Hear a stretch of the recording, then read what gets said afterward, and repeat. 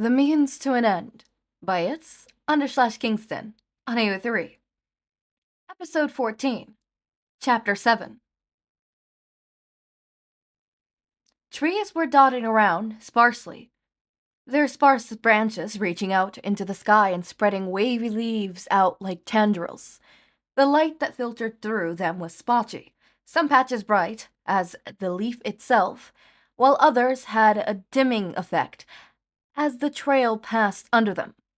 The path they followed was more of a suggestion than a guiding light, consisting of little more than flickered grass in the direction of their base. Uraraka was surprised when the apparent base came into view, more so by the lack of any visible buildings than the woman sitting near an empty fire pit and Jin's enthusiastic reaction to her appearance. Jin swung forward, jumping in front of the group to greet her. "Magne!" he exclaimed, and Shigaraki grimaced at the noise. "How have you been, friend?" "So-so," she replied. She stood from the log she sat upon and began walking towards the group, arms open. "I've been alone since Kirigiri and Compress set off, so I welcome the return of family. How went the trip?" "Quite well," Shigaraki said. "Where do they say you're off to? Achi?" "Correct," Magne replied. "They asked me to inform Himiko of such. They asked your assistance at the earliest possible convenience."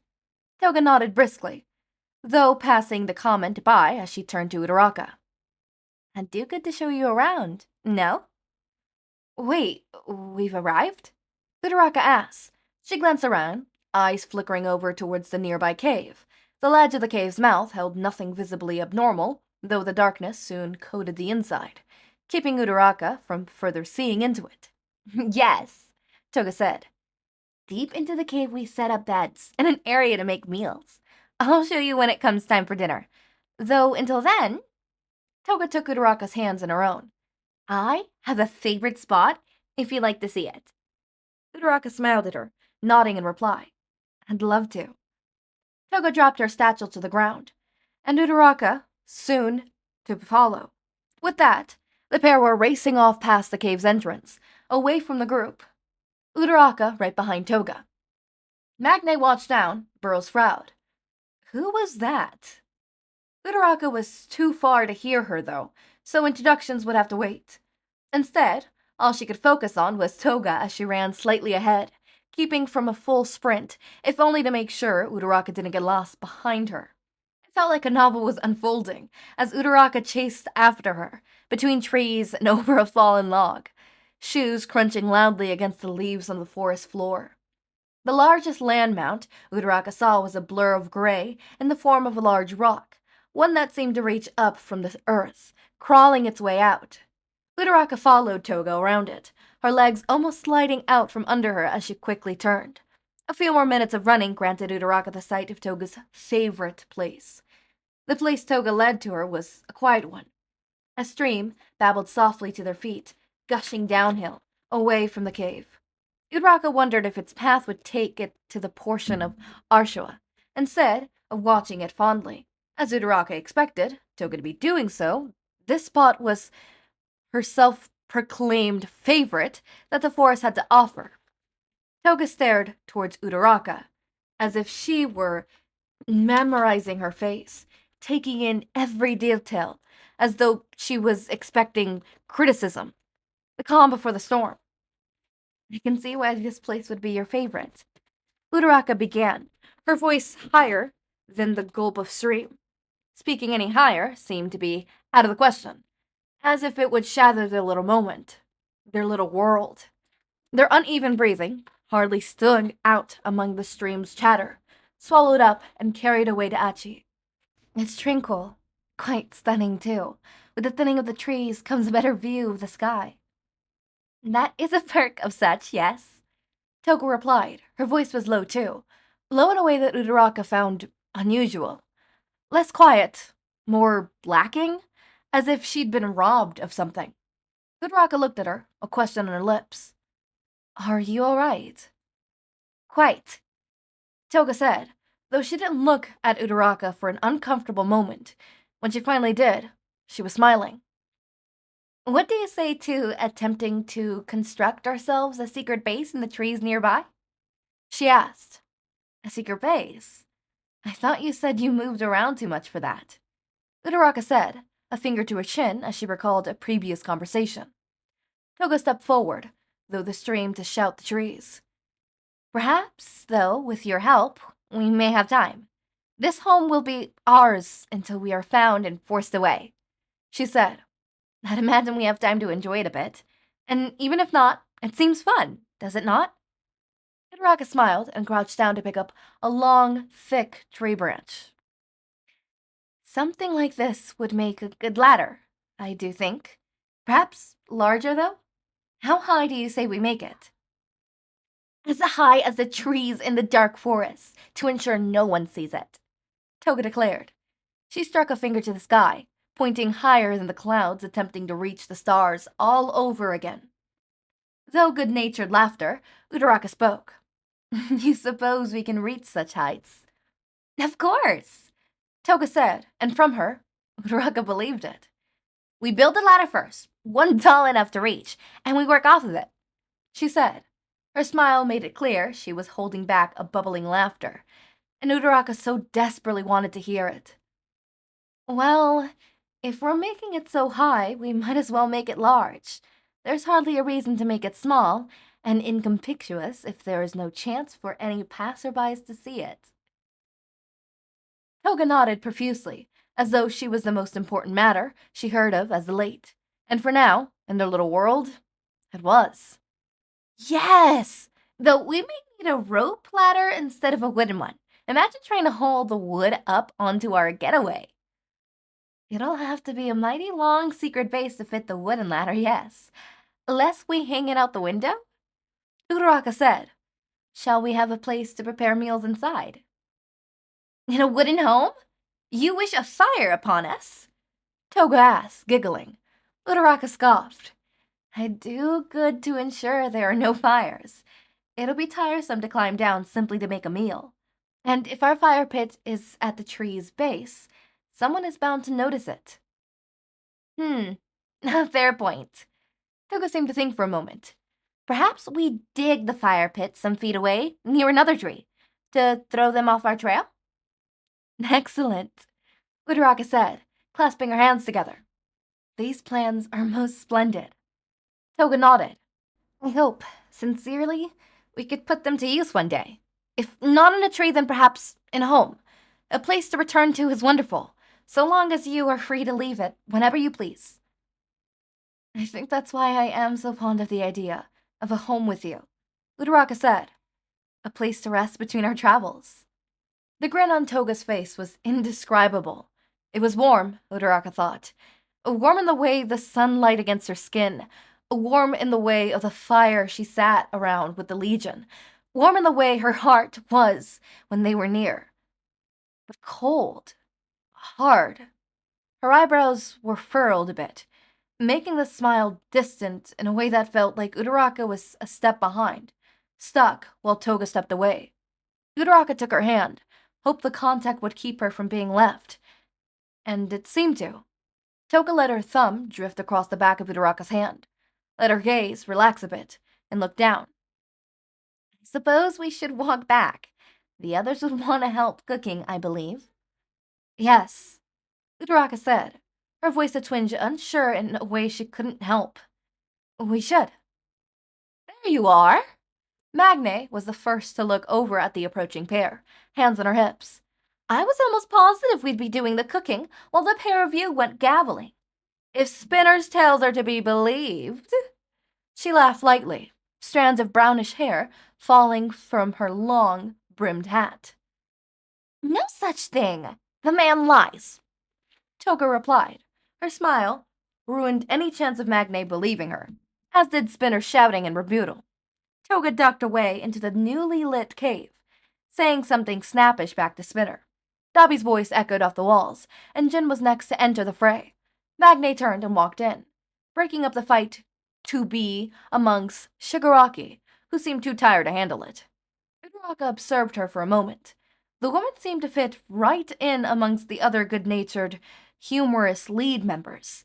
Uraraka had the pleasure of meeting so far, though more than that, she seemed just as much responsible for holding them together as Shigaraki was, likely a sibling to the lot of them. Magne dusted her hands off as she exited the cave with a sigh. Shaking her head as she looked up at Uraraka, she began speaking. It is nice to see a new face around. Tell me, who are you? Uraraka, she replied. I joined Himiko as she was traveling nearby where I resided because I wanted to see the world. It's a pleasure to meet you. Magne, is it not? The woman nodded. Travel is splendid, as is the freedom to roam the world as you please. I'm sure you'll do good here, especially after what I've heard. They say you're quite good for her, you know? Uraraka felt her face reddening and looking towards the ground. I hope so. She's doing great by me as well. We should return to assist in the cooking. Is there anything you require? I have some bread and salted meat left from lunch today. Salted meat is hardly as good as fresh, though I suppose a stew would be well, Magne said. She turned to the cave. The other Legion members were sat inside. Uraraka could see the inside now that the torches were lit, catching sight of several log stumps for chairs and a large cooking pot over a fire pit in the center. Meat stew with bread? She asked. Always, Jin said, the first to reply. I see no issue. Dobby added. The others awaited with some variations, though the general consensus was that it'll make a good meal. I suppose we shall begin then. Uraraka, do you cook often? Magne asked. I cannot say I do, Uraraka admitted as she watched Magne fetch 2 satchels from the nearby fire. Magne turned back to her. I will show you, worry not. Grab the meat and the bread you spoke of, and let us begin. The others would help too, lest they not get to eat our marvelous stew. The last place was shouted over her shoulders, causing the Legion members to scramble to get up and retrieve other necessary ingredients. Jin held the pot as he ran off towards the stream, intent on filling it with water. Dobby had fed Kiego and stepped out of the cave to begin collecting kindle for their fire. Magnate had settled the log Jin had been sitting on, the nearest one where the pot would be, and began digging vegetables from the satchel. She tossed a potato to Toga and another to Spinner, having the pair begin cutting them into chunks for the stew. A good stew is hearty, Magne said, smiling over Uraraka. Find yourself a seat. Right here, Toga called, gesturing to where Dobby had been sitting. It was positioned beside her own stumped seat. I'm positive you will not care. I think otherwise, Uraraka said, though she sat on it regardless. Are you not hungry, leader? I can see the lack of help from you. Magne teased. Shigaraki sat on a large wooden trunk near the back of the cave, away from where the fire was being lit by Dobby. Wordlessly, he stood and opened the trunk, taking a stack of wooden bowls from it. Help enough? He said with a smile. Magne laughed and gestured for him to draw closer. Begrudgingly, he brought the bowls over and put them down before taking a seat near the fire, hands held out. He began warming them, though stopped when Magne dropped a large spoon into his hands. You can stir that. It'll be great help. Perhaps you'll be stronger afterwards, she said, patting him on the shoulder. Shigaraki grumbled something, only getting louder when Spinner let out a large laugh at the situation. I've returned, Jin called as he walked in, the pot of water in his arms. Stew is not complete without water. Stew is not started without water, idiot. Dobby sighed. He blew on the fire, then sat up satisfied with the sight of his flames. You're not late, though, so for that, I commend you. I'm not worse enough to need your praise when I fetch the water without falling in it, Jin said, his voice a hiss. Everyone craves my praise, truly, Dobby said, raspy laughter following it. Uraraka leaned back, her head on Toga's shoulder, a content sigh falling from her lips. She was glad to sit here, to fall asleep to the bickering of a family. A small voice in her mind corrected her, one that sounded an awful lot like Himiko's. Not a family. Her family. She was a part of it. Had been since she agreed to leave with Himiko. Even if she'd been hesitant at first. Scared, even. Uraraka was confident that their reputation preceded them. That they were not so bad as the nobles who spun tales said they were. Perhaps if they let more rogues of the kingdom into their towers, they'd know such facts. You. Shigaraki had turned. His wooden spoon pointed towards Uraraka. You best not smile like that. Magnetus passes all that is good and happy and enjoys assigning chores to anyone who exhibits any signs of those traits. He warned, his voice low, serious. He was not fast enough to duck the open palm smack directed at the back of his head, much to Magne's satisfaction. When the stew was thoroughly warmed, the rehydrated chunks of meat and soft cubes of potato were spooned out into everyone's bowls. Alongside it, they housed small slices of bread. Steam curled off the stew, making it look even more delectable as the night grew colder. Uraraka held the bowl between her hands, keeping them from numbing in the wind when it hit just right and drifted into the cave's opening. So, Himiko, Magne began. She lifted her spoon to her mouth and blew lightly on it before trying it, seeming to find it good. Have you had any thoughts on when you'll departure? Toga slipped on the bruise, eyes focused on her bowl. You suppose they really need me there? I'd consider you our greatest chance at getting into Ichi undetected. You've got quite the knack for it. Magne replied. Why do you ask? No reason, Toga said. Her voice was muffled against her lips out of her bowl as she took another swig of the broth. Learning, she sat down onto the ground in front of her chair. I'll return in a moment. All right, Uraraka said.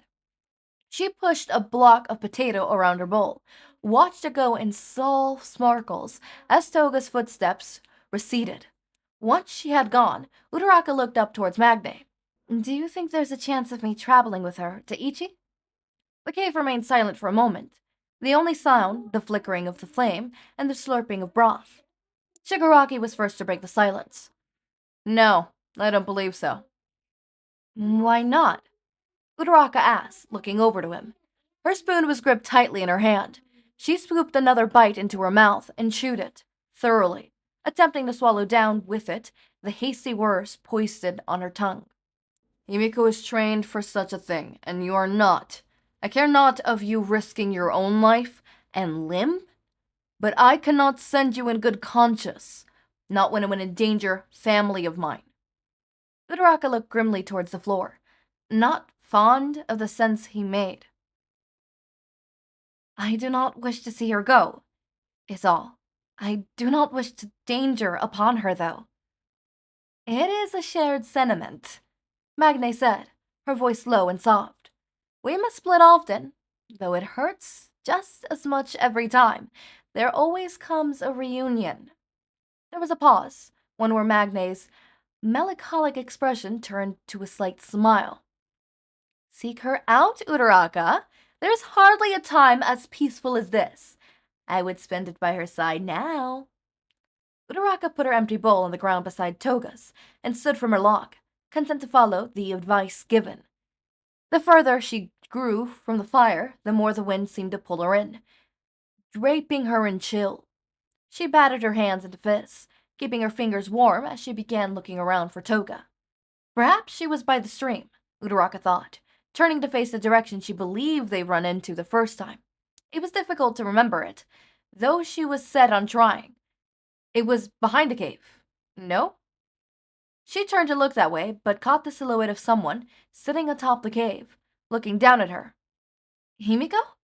Uraraka asked, approaching the side of the cave to climb up. Yes? She replied, lifting a hand to swipe at her face. Uraraka could hardly see her in the soft moonlight that distanced between them. Are you all right? Speak no lies. Not this time. I'll be fine, Toga said, hesitantly. Uraraka made it up the slope of the cave's formation and sat beside her, the thin leaf covering the starlight shimmering down more effectively than the thick pines of the previous forest. Though Uraraka was grateful that the moon was not full this night, it was a crescent in the sky, floating above them, out of reach. Does your problem lie with your trip to Achi? Uraraka asked. When she got no reply, she offered her hand out to Toga. The other woman took it without a word, simply a sigh falling from her lips. Uraraka said nothing, pressured not her, only wanting to see if she wanted to speak. I do not wish to leave the only person's son, my family, who cares for me, Toga said, her voice breaking. I have not had this love reciprocated in all my years, and to abandon that? Abandon you? You will be back, Himiko. I know you will return to me once your work is completed, and you could tell me of the sights you saw there. Perhaps leave tales of any corpses out? But we could sit together and speak of your time away once you return. Uraraka said. She tried to see the positive side of the situation, tried to push past the doubt and sorrow that she was feeling as well. Toga nodded, a slight, watery laugh spilling into the air. The mission should see me away from corpses. Do not worry. Uraraka smiled, her own light laughter bubbling up. I am relieved to hear it, she said, opening her arms. Toga leaned against her, letting herself be held by Uraraka. With Toga nestled in her arms, Uraraka continued. I will be here when you return. I wish you to be by my side when I see the great oceans or climb the highest peaks, so I will not leave until you return. Toga's voice came out shaky, as though she was hardly able to piece the words together as she sputtered them. Yes, I know you will be here when I return. I know now you will. But you cannot say that forever. I will not be the one who takes the freedom of choice from you, not when mine is so highly valued. Yet I cannot help but want that promise. You will leave, and I will lose you. It is simply true. Yet I find myself more attached with you every moment, more enchanted by you at every turn. I cannot promise you, Himiko. I have a duty to my people, and I will fulfill it. There will come a day where the kingdom of Mal no longer lives to rule, and I will take his place. Until then, I can say with certainty we will remain together. Uraraka said. She leaned, wiping the tears from her eyes, regarding the ones that fell from her own. No matter what happens, no matter where I go, or how long it takes to get there, we will stay together. We will be together. And the stars we will see, no matter how far apart we are. We will be together in the lakes we look across, the mountains we climb, and the meals we share. I will not leave you, even if there is a distance between us. I will not leave you. Oh my god, it's done. I'm sad. I'm actually sad. What? Can I come back? Come back, please. Hello? Please come back. Just a little bit. Just a little bit, please. Please? No? Yes? Maybe? Okay, let's read what these endnotes say. Hey, hello, all done. Yay, I did it. I struggled on this for several months because it murdered me. My motivation, but I did it. I'm happy with it, and I hope you are too. Oh, and I understand a few things that I got wrong about the time period, but simply chose to ignore because fanfiction. I strongly encourage you to look at the comments if you're curious. I left a comment down there because the note section couldn't fit it all. Echo, Bessie, I'm looking at you! Ah! Oh my god! I got recognized! Ah! Okay, if you're reading this, I know you will like this stuff. A long time ago, when you were reading Screech, how the fuck, you mentioned you like behind the, Kingston, you actually, oh my god. Okay, authors put through into the stuff. And guess what? I can think of things. So scroll down here, give it a look if you want. Comments are in publish order. IRC. Since I dumped that down there right after I published this, if I remember, it'll be right at the top. Thanks for sticking around and having fun if you chose to read that stuff. Oh, I kind of forgot about that. I kind of forgot about the comments that you left me. I'm glad that I read the notes. AO3 has a way of making chapters look short when you want to publish them because it smushes your fic really weirdly. Anyways, I published the first chapter of this to motivate myself to finish the last one. Hopefully it'll work. I'll be back with more of this next Saturday. Oh, I'm guessing that's like an old one that... Okay, where's the comments? Open comments. All about the comments. Open comments now. The official Kingston is info dumping comment I mentioned in the author's note.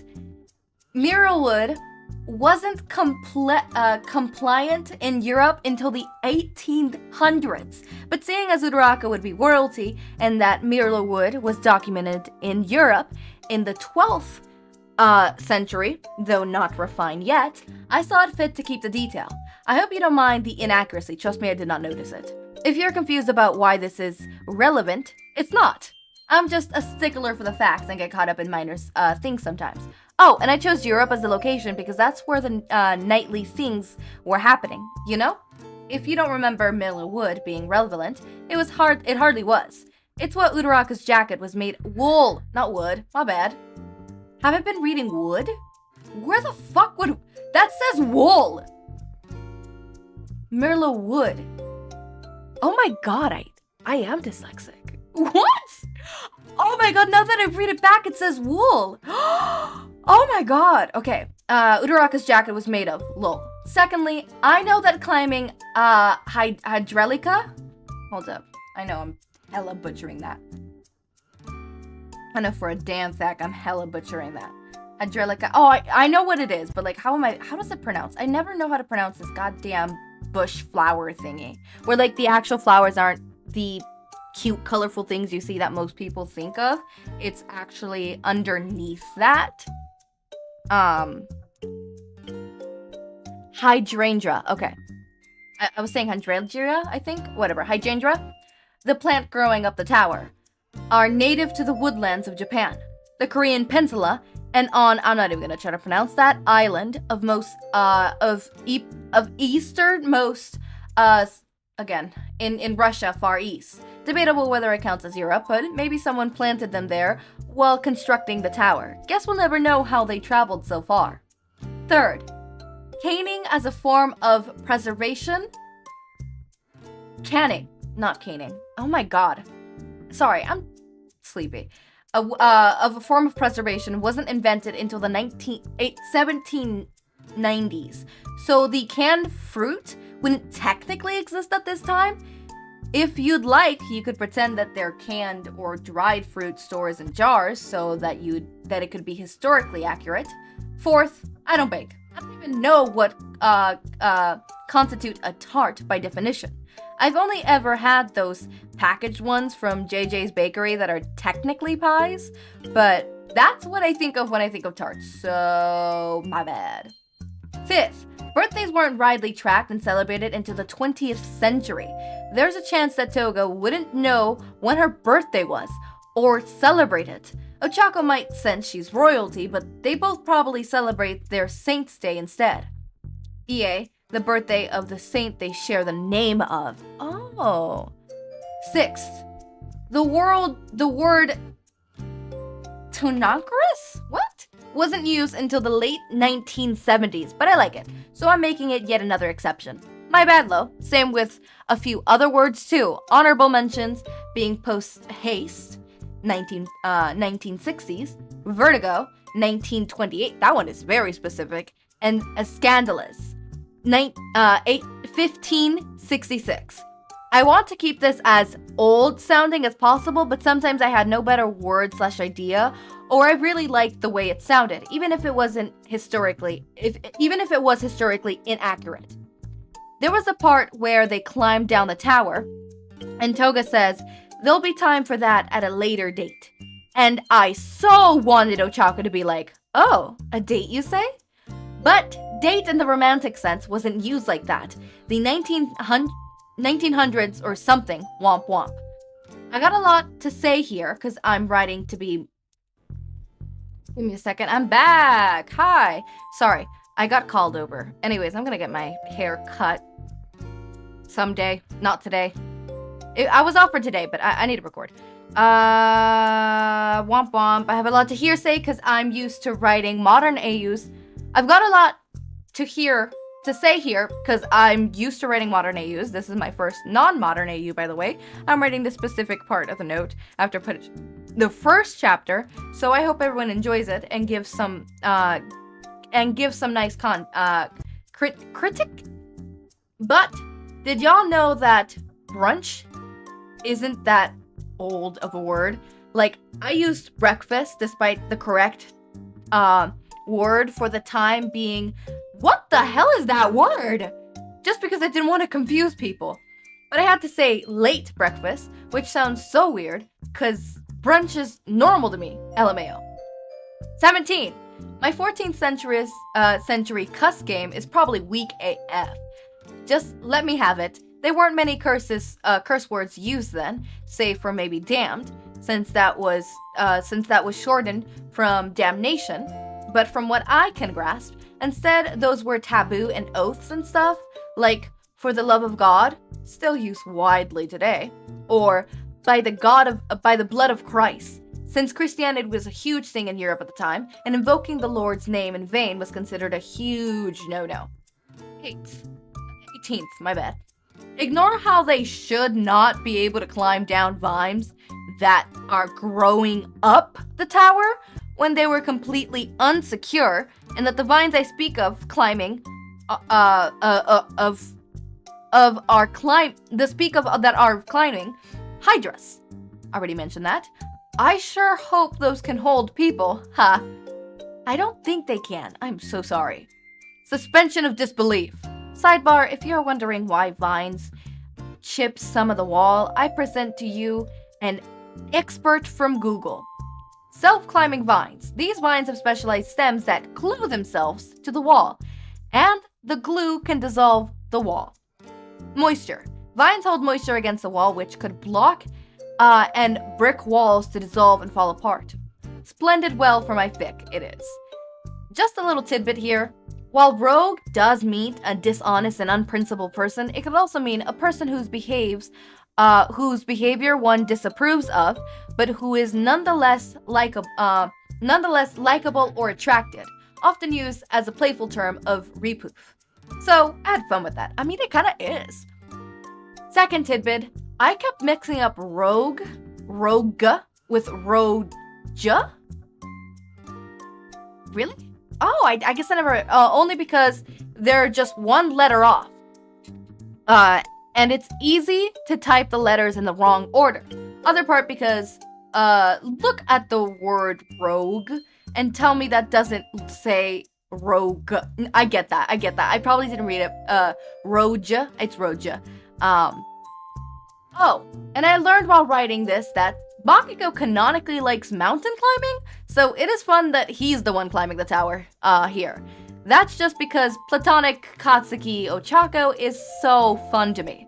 They probably make my number one BROTP from My Hero Academia, lol. They've held that spot since the sports festival. I really do love that. Look, Kingston, I'm gonna get on to you on something. Imagine this. My Hero, Bakugou, part of the girly pops, right? The girls in My Hero Academia. So like the girl group chat. Think Jiro, Momo, Yarose. That's the same person. That's Momo. Hagakure, Uraraka, Tsuyu, right? All those girls, right? And then Bakugou. Think of it this way: whenever they go to the mall and they don't want to get like catcalled a lot, they bring Bakugou along like as their protective guard dog, right? And I love that idea. Like, I love that idea, so I put you on this. Bakugou is closest with Ochako, and Ochako's the one who introduced, like, hey, girls, like, let's go out and, like, let's bring Bakugou. Like, he could hold our bags. He could ward off guys who were trying to flirt with us when we don't want to get flirted on. He could ward off all the creepos too. Like, come on, think about it. I personally love that, so I too am also a fan of platonic Ochako and Katsuki, like being friends and stuff. Absolutely love it. Another thing I love is Jiro and Tokoyami being friends with Hitoshi being friends, like them being like a little group that really likes the occult. So think tarot cards, witchcraft, all that stuff, and they're really fascinated with that. I also like the idea of Jiro, Tokoyami, Bakugou, and Ochako hanging out and listening to punk rock. Yeah. Anyways, those are just little headcanons that I personally enjoyed sometimes.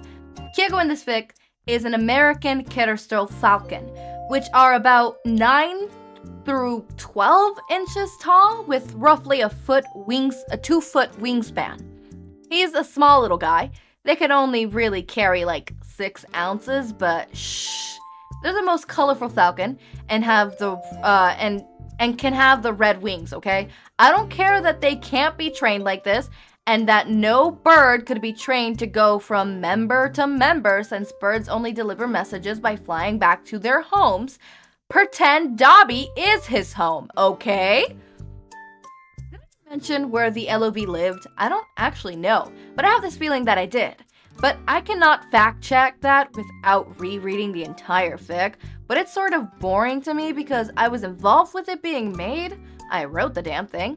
And although I love rereading my works that I'm proud of, Vigilance makes me want to put my head through my desk. Sorry, not sorry.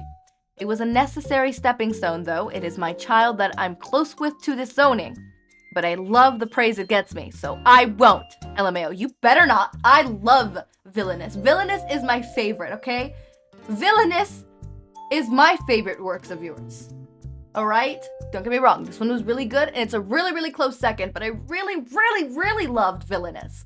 Okay? You can't do this to me. It's just boring to reread fics that I'm working on, probably because I think of them so much. Terribly sorry for anything that I lost track of and forgot about. I don't think you did. Probably not. I don't know if anyone noticed. Probably not. But Toga's glove status is never right. Sometimes she has gloves and sometimes she doesn't. And I seriously decided in chapter 5 that she would wear rings because I do. And I was having to hold my own hand for that hand-holding scene so I could write down how it felt. Hashtag I'm lonely. Okay, I will say yes. Speak. No, speak. Did you hear? Did I hear of what, fellow peasant? Dana Terrence, you know that? You know Dana Terrence, right? You know, you should know. Owl House. Uh-huh. She's making an indie show. Send me the details right now. I'm going to send you the teaser, because that's what we have right now. Yes, send the details right now. I'm having a conversation with Kingston. Don't worry, Kingston's not here, so I can't. Wait, actually, say hi to Kingston. Hello, Kingston. All right, so where was I? I left off. I lost track. Hashtag I'm lonely. I get that. I know for a fact that when I live with Sunny, my significant other, and I'm writing a kissing scene or a holding hand scene or whatever scene where like I'm having trouble like describing it or whatever, I'm gonna be like, get over here. Can you do this real quick? All right. Thank you. All right. Or like all of a sudden I'm gonna be like, hey, can we go hiking? Why are we going hiking? The characters in the fanfic I'm writing right now are going hiking. Like Bakugou's going hiking. I need help with that. Also, he's into mountain climbing? I thought it was hiking. I guess I'm getting it wrong. Anyways, where was it? Okay, also in chapter 5, I forgot to mention that holding the satchel the entire time. In fact, I just went to check and now I'm in shambles about the fact that I forgot to get them to pick up the satchels at the end of 4. I kind of just assumed. I think it's one of those things where it's like the author doesn't specifically say it. It's like one of the scenes that happens in between chapters kind of situation or in between scenes. Like when a YouTuber goes mining behind stream, like offline, and it's like, oh yeah, I did some off stream mining, except without the, okay, sure, mister, I have 3 stacks of diamond blocks. Anyways, the stuff is still on the ground, LMAO. Fucking 1.2k words of me being silly that you just read through. I am so sorry, but also thank you. Don't apologize, I like your rambling. That was your choice after all. Exactly! Very glad to have you here, /Jen.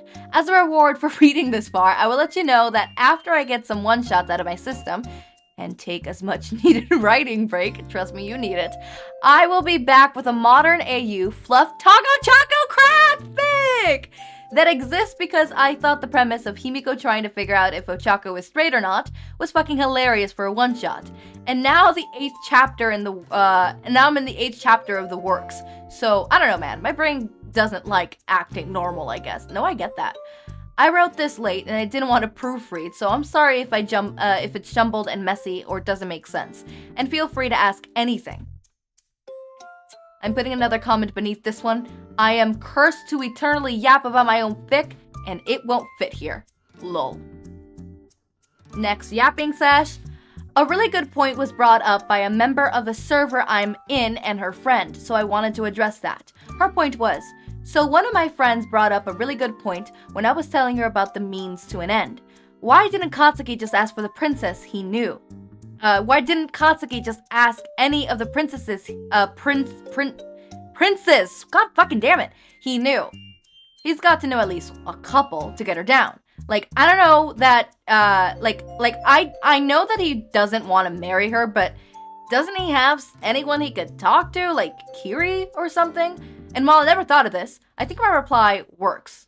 I answered this on Discord, so below is just a copy-paste of that reply. Okay, so my big first thought was, holy fuck, people talk about me. But onto your question, Kingston, do I not talk about you enough? Come on, Kingston, I treat you like, Kingston is my religion. But onto your question, the Kingdom of Mal is, as briefly touched on, is in financial ruin. Yeah, I kind of guessed that the reason why nobody came close to Ochako was because of the fact that something was, you never truly said that it was in financial ruin, but you hinted at the fact that it wasn't at the greatest standing. Therefore, why would someone go to even the biggest lengths to have to climb that tower, get Toga down? Like, Toga? Hold up. Whoa. Ochako down. Like, why go through such lengths, Like, why? It makes no sense. It does not make sense on why to go to such extremes, right? So it's like, I didn't think that would be, like, I thought somewhat this. Anyways, the pantries are near empty. Oh, the pantries are near empty. They're struggling to stay afloat. Their only saving grace might be the land they reside on being worth something to anyone who has the materials to mold it. Could be farmland, but only with seed, workers, and effort. Could be housing, but only with the lumber and workers.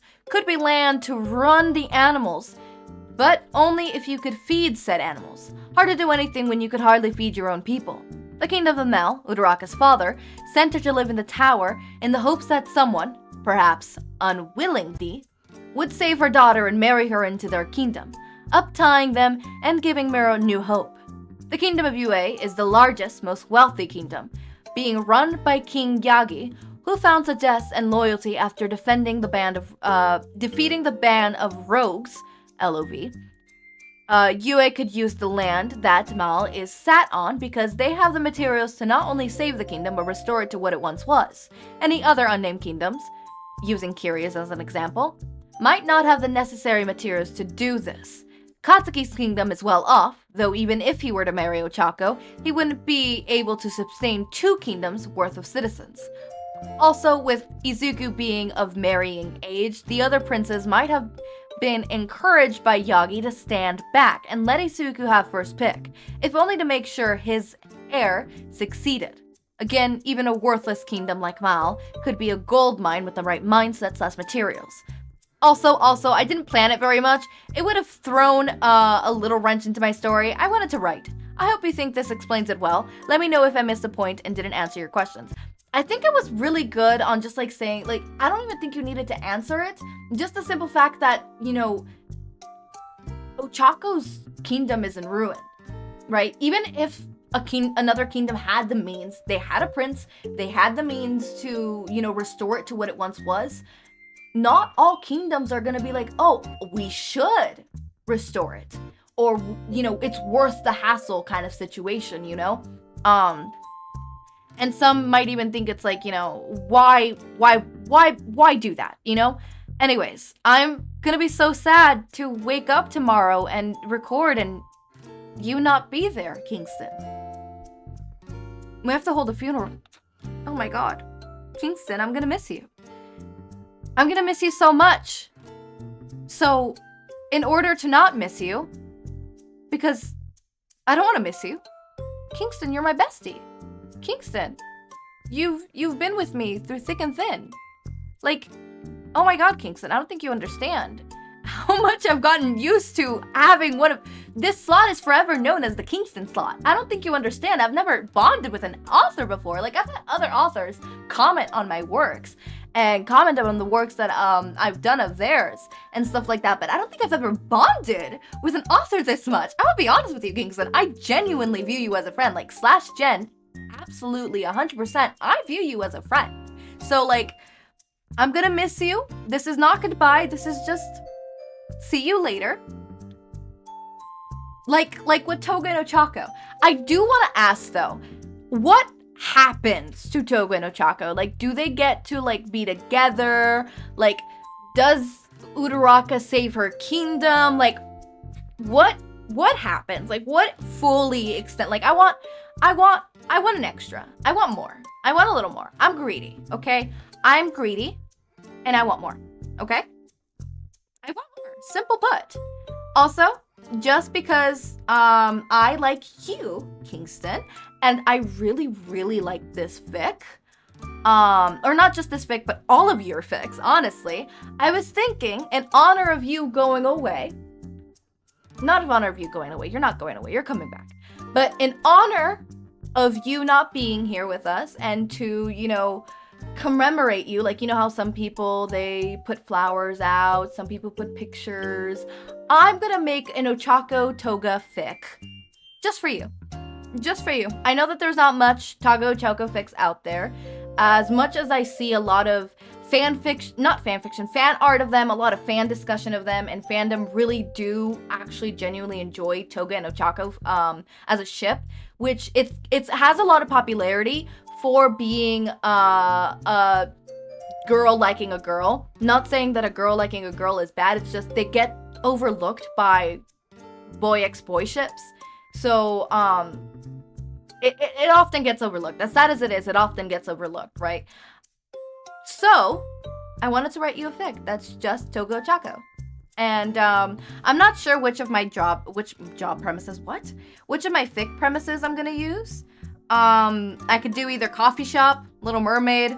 I have my God X Human.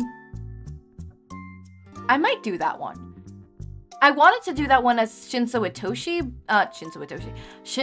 but I could change it up so it's Toga Ochako. I could switch up Abandoned, Trapped, Feared, Loved, and the Damned and make it so that it's kind of with Toga there, but like that fic is more of a Deku-centric, Denki-centric, and then an OC of mine-centric. And that OC of mine often hangs out with the League of Villains. So I could put an Ochako Toga, side story, but it won't be the main story. So I might either go with, I'm thinking either Little Mermaid, Coffee Shop, or God X Human. Right? I don't know who would be the human, who would be the god. Toga's gonna be the god. Ochako's gonna be the human. This makes sense to me. It might not. Some people might be like, "Oh, Ochako should be the god and the human," right? Because like, a god liking a mortal would be, probably unjust to all the other gods, or not unjust, but like unheard of or something like that, and it would represent them. But trust me, Toga being the god makes so much more sense. Toga being the god of destruction makes so much more sense. Was it the god? No, god of creation. My bad. God of creation, not destruction. God of creation. With a mere human.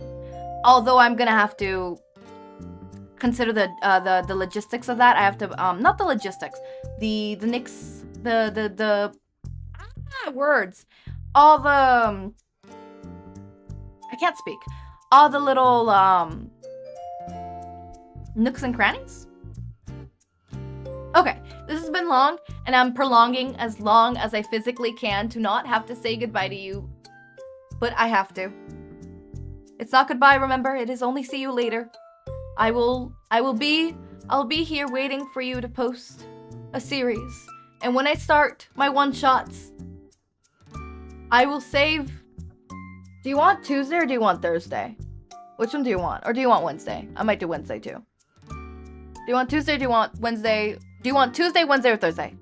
I might put you Tuesday. No, you know what? I might put you on Wednesday. I don't know. You choose. Tuesday, Wednesday, Thursday. Which one do you want? Anyways, as always, my raindrops, make sure to eat, sleep, drink water, take your meds. Have a wonderful day or night. Link to my Discord server and socials are down in the description. Subscribe to see more of my content, and thank you so much for watching.